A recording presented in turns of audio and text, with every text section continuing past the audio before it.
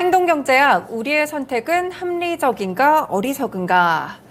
사실 많은 분들이 들어보셨을 그럴 격언 같은 거지만 인생은 또 B와 D 사이에 C라고 이제 벌스와 데스 사이에 초이스들이 있다 이런 이야기들 많이 들으시잖아요. 우리는 매 순간 정말 선택을 하면서 살아가는 것 같습니다. 오늘 아침에 출근을 할 때 버스를 탈까 택시를 탈까 고민도 하고요.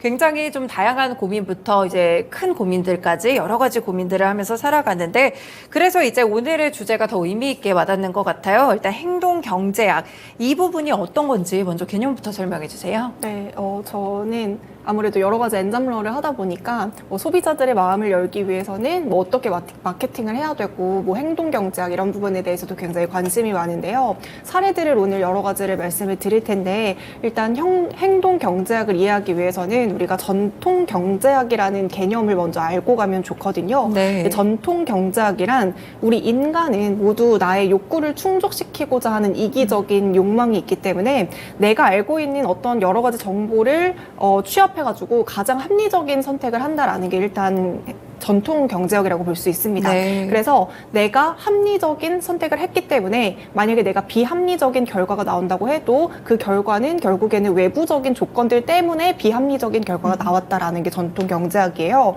근데 이제 전통 경제학에 대항하면서 새롭게 탄생한 개념이 행동 경제학인데 네. 이 행동 경제학에서 얘기하고 있는 의미는 무엇이냐면 사람은 누구나 이제 인지 능력에 대해서 한계가 있다라는 거예요. 그렇기 때문에 내가 많은 정보를 알고 있으면 알고 있을수록 탁월한 선택을 하는 게 아니라 오히려 탁월한 선택을 포기한다라는 거죠. 네. 그래서 결국에는 동일한 이익이라면 모든 사람들이 똑같은 선택을 해야 되는데 어떤 사람은 이게 가장 큰 이익이라고 생각해서 네. A를 선택하는 경우도 있고 B를 선택하는 경우도 있기 때문에 이거는 전통 경제학으로서는 설명을 할 수 없다라고 이게 이제 등장한 게 행동 경제학이거든요. 그래서 이제 사람들의 좀 심리 요인이라던가 경제 요인을 한꺼번에 좀 이렇게 섞어서 생각해 봐야 된다라는 게 행동 경제학의 의미입니다. 네, 어쩌면은 또 비합리적인 선택으로 비춰질 수 있는 선택을 하게도 되는 게 행동 경제학인 것 같은데 일단 전통 경제학의 개념을 어느 정도 부정하면서 탄생한 그런 학문인 것 같습니다. 일단 이제 이론적인 부분이다 보니까 예시가 좀 필요할 것 같은데 행동 경제학을 잘 드러낼 수 있는 예시는 어떤 게 있을까요? 일단 주식시장으로 한번 예를 들어보자면 우리가 만약에 모두 다 동일한 합리적인 선택을 하고 있고 이 세상이 합리적이다라고 한다면 아무래도 주식시장이라는 건 생겨나지 않았을 수 있을 네. 것 같아요. 왜냐하면 누군가는 주식을 파는 게 합리적이라고 생각하기 때문에 그쵸. 이제 매도를 하는 거고 누군가는 주식을 사는 게 합리적이라고 생각하기 때문에 이렇게 가격 결정에 의해서 주식시장이 돌아가고 있는 거잖아요. 네. 그리고 또 이제 우리가 잘 생각해 보면은 어떤 정보를 되게 많이 알고 있어서 이거를 선택한다라기보다는 심리 때문에 사는 경우도 많잖아요. 네. 한창 이제 삼성전자가 10만 전자까지 간다라고 했을 때 삼성전자에 대해서 막 많이 알아서 이거를 매수했다기보다는 주변에 다 있는데 그쵸? 나만 삼성전자 네. 없어라고 해가지고 약간 뇌동매매라던가 이런 부분들도 분명히 있단 말이죠. 그래서 이런 거 예시들 뿐만이 아니라 우리가 별다방에서 희소한 한정판 뭔가 굿즈라던가 이런 것들이 생겨나면 줄 서서 서는 경우도 이런 것도 행동 경제학의 예시라고 볼 수가 있을 것 같고요. 네. 또 어떤 예시가 있을까요? 예를 들면 우리가 음식점에 갔을 때도 이 음식점에서 어떤 재료가 어디서 공수해 오고 이런 것 때문에 우리가 예약을 한다기보다는 굉장히 예약하기 빡세고 인플루언서들도 가고 그쵸. 사진이 잘 나오고 이런 것 때문에 가는 것도 또 행동 경제학이라고 할 수 있을 것 같습니다. 또 대표적인 예로는 홈쇼핑에서 네. 매진 임박 아니면은 그럼 두근두근하죠. 그쵸. 네. 이게 마지막 세일이라고 한다던가 아니면은 1+1 마지막 기회다 이렇게 하면 우리가 또 이제 막 조급해져가지고 구매를 하게 되는 것도 행동 경제학이라고 볼 수 있습니다. 그렇군요. 그러면 어떻게 봤을 때는 굉장히 합리적인 선택이라기보다는 주변 영향을 받아서 네. 선택을 하게 될 수도 있고 혹은 그 물건의 희소성이라든지 나도 사고 싶다 약간 어떻게 보면 합리적이지 않은 행동으로 결정을 하게 될 수도 있는 게 행동 경제학인 것 같습니다. 실제로 저도 좀 그런 경우가 많았던 것 같은데 굳이 좀 필요가 없는 그런 물건이더라도 갑자기 80% 세일, 맞아요. 1+1 하면은 그냥 막 집게 되는 그런 일들이 좀 가끔 생겼던 것 같아요. 그래서 이제 내가 합리적인 소비를 했다고 느꼈을 때는 오히려 이제 물건을 사고 합리화하는 경우가 굉장히 맞아요. 많은 것 같거든요. 내가 이거를 사는 과정에서 합리적인 게 아니라 사고 나서 1+1이니까 나는 합리적이었어. 네. 이렇게 아꼈다, 결론을 이러면서. 네. 내는 경우들도 많은 것 같습니다. 그래서 제가 이제 실제로 라이브 커머스 관련해가지고 좀 강의를 하는 자료들이 있는데요. 네. 거기서 좀 예시를 보여드리면 여러분들도 평소에 어떤 소비를 할 때 내가 이런 포인트에서 뭔가의 구매 욕구를 느꼈었구나라는 것을 한번 느끼실 수 있을 것 같은데요. 우리가 제품을 내가 파는 사람이든지 아니면 사는 사람이든지 간에 제품에는 4가지 특성이라는 게 있어요.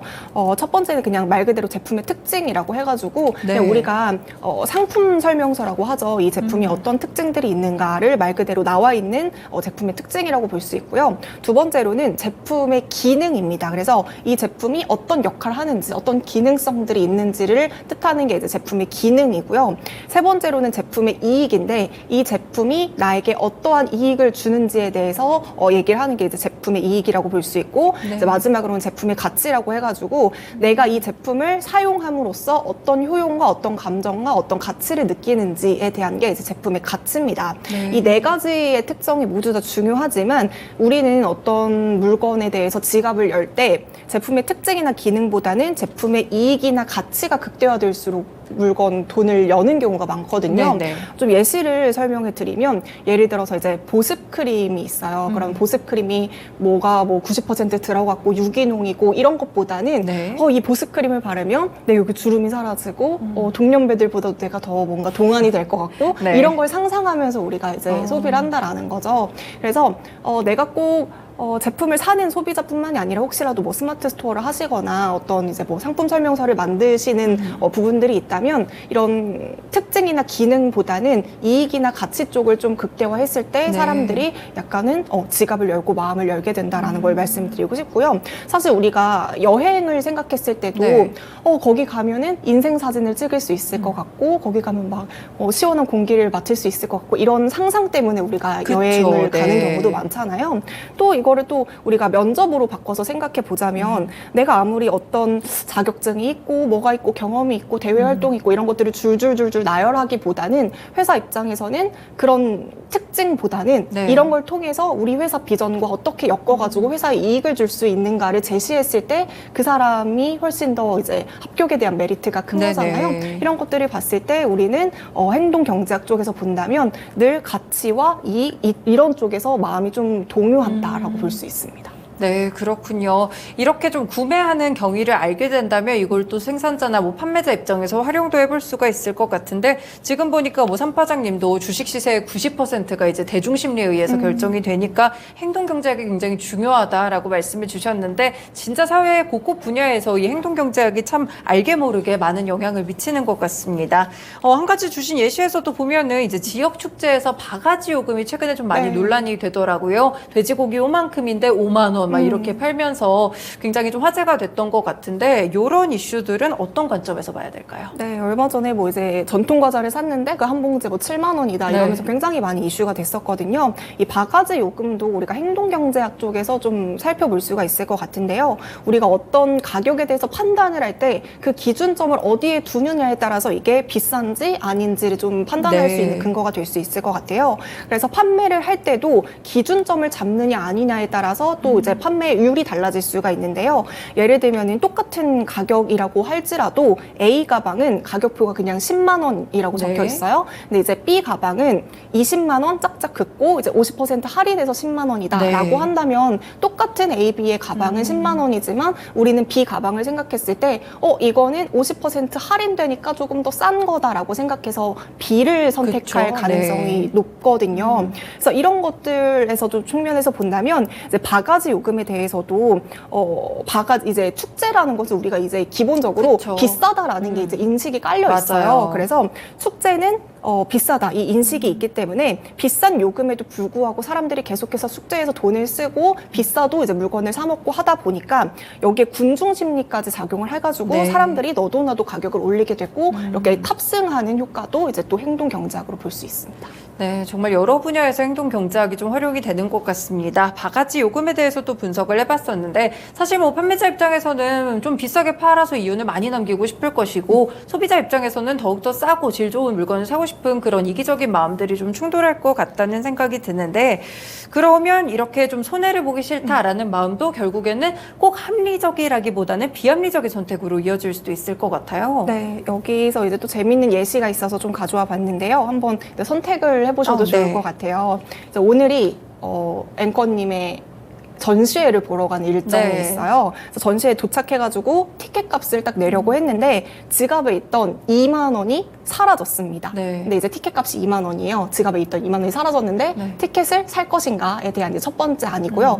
두 번째로는 이미 2만 원짜리 티켓을 샀어요. 산 상황인데 전시회장에 도착해가지고 티켓을 내려고 보니까 그 2만 원짜리 티켓이 사라졌습니다. 네. 이때 또다시 티켓을 구매할 것인가? 어, 이 1번과 2번 중에 어떤 선택을 하실 건가요? 첫 번째 경우에서는 네. 그냥 살 것 같아요, 저는. 그리고 두 번째는 뭔가 여기까지 다 왔고 티켓이라는 그 제가 또 구매 과정까지 다 네. 걸쳐서 다 갖고 있던 티켓 자체를 잃어버리면 갑자기 의욕이 좀 사라져 버릴 것 같아서 안 살 것 그렇죠. 같아요. 이 두 사례 모두 똑같이 그냥 2만 원이라는 걸 가치는 똑같죠? 맞아요. 네. 똑같이 손실됐다라는 건 똑같은데 첫 번째 상황에서는 이제 앵커님처럼 88% 이상이 돈을 잃어버렸어도 티켓을 구매할 것이다라고 네. 이제 표를 좀 가져간 사람들이 많았고요. 두 번째 상황에서는 40% 정도의 사람만 티켓을 다시 구매할 것이다라고 대답을 했다고 합니다. 왜냐하면 나는 애초에 전시회 티켓이라는 것 자체가 2만 원이 적정하다고 생각을 했기 때문에 가격을 지불한 거거든요. 근데 내가 티켓을 다시 구매하게 된다면 4만 원이 드는 거잖아요. 그쵸. 근데 나는 굳이 이 티켓 전시회를 보기 위해서 4만 원까지를 내고 볼 그런 가치는 없다라고 생각을 하기 때문에 티켓을 재구매하는 비율은 현저히 낮아진다고 합니다. 네. 하지만 돈을 잃어버린 경우에 돈과 전시회 티켓을 다시 구매하는 그 돈의 가치를 다르게 여기기 때문에 첫 번째 사례에서 훨씬 더 구매 비율이 높다라고 해요. 그리고 또 두 번째 사례도 있는데 우리가 이제 여행을 하면 이제 환전을 하게 되잖아요. 네. 근데 환전을 하면 대부분 환전한 금액이 조금 남을 그럴 경우가 수 많아요. 있죠. 네. 근데 만약에 우리가 그냥 한국에서 어떤 물건을 샀는데 돈이 남았다고 하면 되게 저렴하게 샀다라고 하면서 그 돈을 그냥 뭐 다른 생활비로 쓰거나 그쵸. 모아두거나 할 텐데 꼭 여행 갔을 때 환전한 돈이 남으면 필요하지 않은 것까지 굳이 이거를 다 맞아요. 쓰려고 합니다. 뭐 네. 편의점에서 사탕까지 다 100원까지 남기지 않고 사용을 하거든요. 이건 역시 내가 생각하는 기본적인 돈의 가치랑 여행 경비라는 돈의 가치를 좀 다르게 생각하는 행동 경제의 사례라고 볼 수 있을 것 같습니다. 그래서 우리가 문제는 이 정도의 손해는 우리가 그래도 어느 정도 감수를 그쵸? 할 수 있는 네. 부분이에요. 근데 이 손해보기 싫어하는 마음 때문에 더 큰 위험한 선택을 하게 된다라는 게 좀 위험할 것 같은데요. 예를 들어서 우리가 이제 주식 투자를 하다가 100만 원을 잃게 됐어요. 네. 그러면 우리가 이 100만 원의 손실로 끝내는 선택을 할 수도 있는데 여기서 손실난 부분을 다시 메꾸기 위해서 뭐 좀 무리하게 레버리지를 한다던가 신용을 쓴다던가 이렇게 네. 하면서 더 큰 손실로 이어질 수 있다. 이런 선택들도 사실 이 행동 경제학에서 본다면 이런 선택들이 또 위험을 하게 하는 요소가 될 수도 있을 것 같습니다. 행동 경제학을 잘 공부를 하게 된다면 이제 주식 시장에서도 너무 이제 내 마음이나 그런 합리화 선택에 휘둘리지 않고 좀 객관적인 분석을 하면서 오히려 또 더 합리적인 선택을 할 수 있지 않을까 이런 생각이 좀 드는 것 같습니다. 뭐 기업 입장에서도 그러면 봤을 때 이런 걸 좀 활용하기도 하겠죠. 네, 기업 입장에서도 제가 앞서도 말씀드렸다시피 어떠한 사람들의 마음을 동요시킬 수 있는 심리를 자극할 수 있는 마케팅 요소들을 좀 넣어가지고 했을 때 훨씬 더 판매율이 높아지기 때문에 이런 부분들을 자극하는 것도 기업들의 마케팅 방법이라고 볼 수 있습니다. 네, 그렇군요. 네, 이렇게 일부 쉬운 이슈 읽어주기 시간에서는 저희 행동 경제학의 기본적인 개념과 예시를 통해서 분석을 해봤는데요. 잠시 후에 재테크 시간에서 또 응용해 보도록 하겠습니다.